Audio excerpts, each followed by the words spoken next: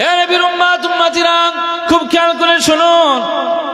আমার আকা মাওলা রাসূলুল্লাহ সাল্লাল্লাহু আলাইহি ওয়াসাল্লাম এই সময় আম্মা জান আয়েশা সিদ্দিকা রাদিয়াল্লাহু তাআলা আনহাকে লক্ষ্য করে বললেন, ও বিবি আয়েশা সিদ্দিকা রাদিয়াল্লাহু তাআলা আনহা, আমি রাসূলুল্লাহ সাল্লাল্লাহু আলাইহি ওয়াসাল্লাম তোমাকে জানিয়ে দেই বিবি আয়েশা সিদ্দিকা রাদিয়াল্লাহু তাআলা আনহা, আজকে যে রাতটা, এই রাত সম্পর্কে তোমার কি ধারণা আছে? না ইয়া রাসূলুল্লাহ, আমার কোনো কনসেপ্ট নাই, আমার কোনো ধারণা নাই।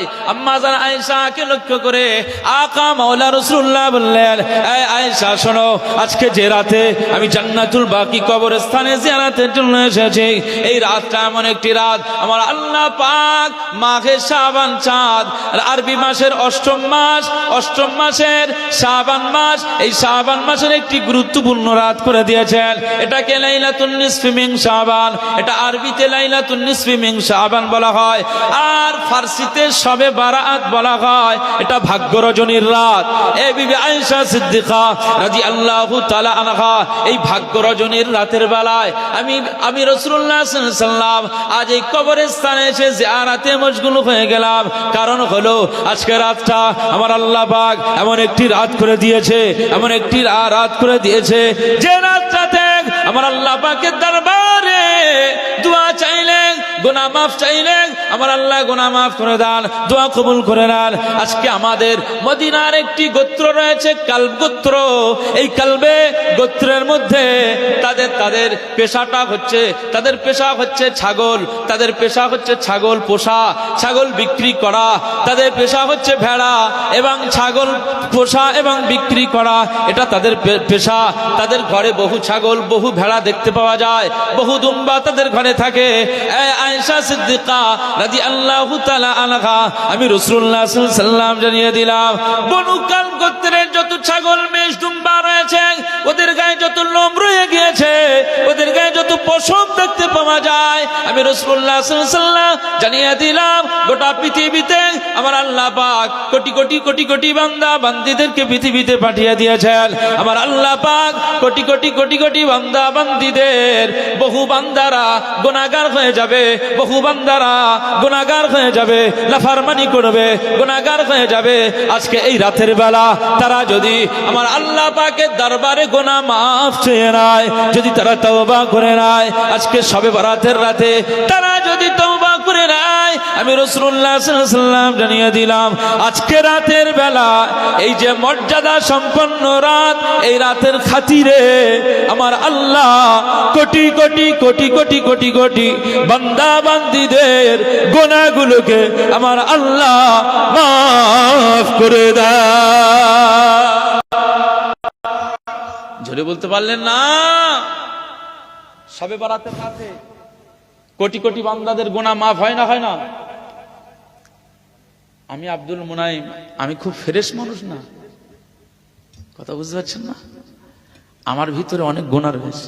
আমার তো মনে হয় আপনাদের থেকে বেশি গুনাহ হয়তো আমার আসে। তো ওই রাতটা আসতেছে, ওই রাতে গুনাহ মাফ চাইতে হবে না? হবে না? আপনারা চাইবেন না? এই শবে বরাতের রাতে চাইবেন না?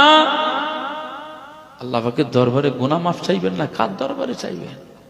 সারা জীবন নেতাদের জিন্দাবাদ দিয়ে গেলাম, রেশন কার্ড, আধার কার্ড আর ভালো দুনিয়াবি পরিষেবা নেওয়ার জন্য নেতাদের সই লাগবে, নেতাদের পিছনে ছুটলাম, শুধু দুনিয়ার এই কিছুদিনের জন্য, খুব বেশি সুখ পাওয়ার জন্য না, কিছুদিনের কিছু সুখ পাওয়ার জন্য নেতাদের দ্বারস্থ হয়ে, আর এই দুনিয়া ছেড়ে চলে যেতে হবে। আখেরাতে আল্লাহ ছাড়া আপনার আর কেউ থাকবে না।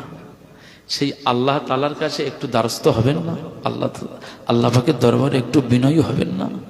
গুনাহ মাফ চাইবেন না? একটু মুনাজাত করবেন না? কবে করবে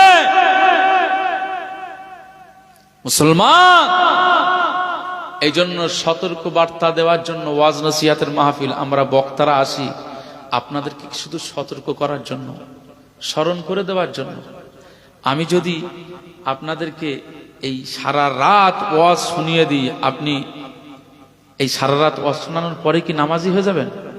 এই গ্রামের সবাই নামাজি হয়ে যাবে নাকি সারা রাত যদি? আচ্ছা ঠিক আছে, চলে যাবেন? আচ্ছা ঠিক আছে, দোয়া করবেন। আমানিল্লাহ। একটু মহব্বতের সঙ্গে দরুদ শরীফ আল্লাহুম্মা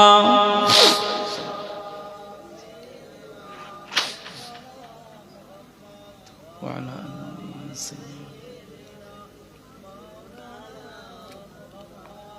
আমার ভাইরা, আপনাদের অসুবিধা হচ্ছে না তো? আলোচনা অসুবিধা হচ্ছে না তো? পিছনের ভাইরা অসুবিধা হচ্ছে? শুনতে বুঝতে অসুবিধা হচ্ছে না তো? একটু বাম দিকের, আমার সোজাসুজি বাম দিকের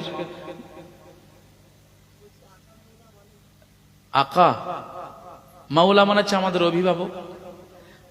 আকা মানে ওটাই রাসূলুল্লাহকে আমাদের অভিভাবক, মূল গার্জিয়ান তো তিনি। কথা বুঝতে পারছেন? অর্থ হাকিকি মাজাজি অর্থ আছে। আল্লাহ পাককেও মাওলা বলা হয়। আমি যে এখানে এসেছি দেখেন আমার নামের আগে মাওলানা লেখা আছে, আছে কিনা?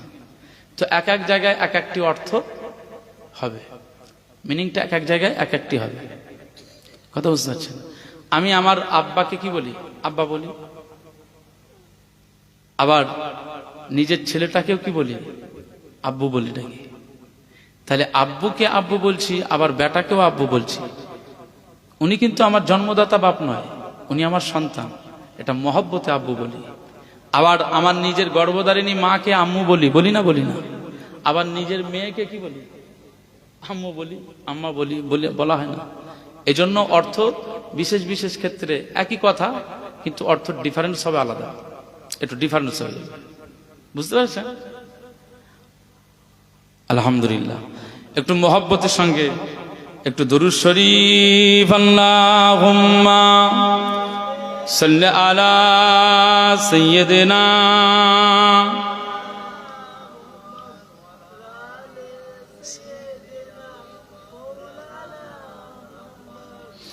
একটু প্রাণ উজাড় করে পড়েন না, আল্লাহুম্মা সাল্লি আলা সাইয়্যিদিনা ওয়া আলা আলি সাইয়্যিদিনা। ইয়াসিন তাহা তোমার লকব জানি, ইয়াসিন তাহা তোমার লকব জানি। নাম মোহাম্মদ, বলেন না? নাম মোহাম্মদ পর প্রেমের রাজধানী। ইয়াসিন তাহা, বলেন ইয়াসিন তাহা, ইয়াসিন তাহা তোমার লকব জানি। ইয়াসিন তাহা তোমার লকব জানি। নাম মোহাম্মদ মোর প্রেমের রাজধানী। নাম মোহাম্মদ মোর প্রেমের রাজধানী। ইয়াসিন তাহা, ইয়াসিন তাহা তোমার লকব জানি। ইয়াসিন তাহা তোমার লকব জানি। নাম মোহাম্মদ মোর প্রেমের রাজধানী। নাম মোহাম্মদ মোর প্রেমের রাজধানী। সে নাম পেয়ে কুল মাখলুকাত সবে, সে নাম পেয়ে কুল মাখলুকাত সবে তুলে মারহাবা মারহাবা ধ্বনি। বলবেন না সুবহানাল্লাহ? যেটা হবে না সবাই বলেন ইয়াসিন তাহা তোমার লকব জানি। ইয়াসিন তাহা তোমার লকব জানি। নাম মোহাম্মদ মোর প্রেমের রাজধানী। নাম মোহাম্মদ মোর প্রেমের রাজধানী। সে নাম পেয়ে কুল মাখলুকাত সবে, সে নাম পেয়ে কুল মাখলুকাত সবে তুলে মারহাবা মারহাবা ধ্বনি। যে নূর জন্ম রবিউল আউয়ালে আজীবন উম্মতি গেল বলে। বলবেন না সুবহানাল্লাহ? যেটা হবে না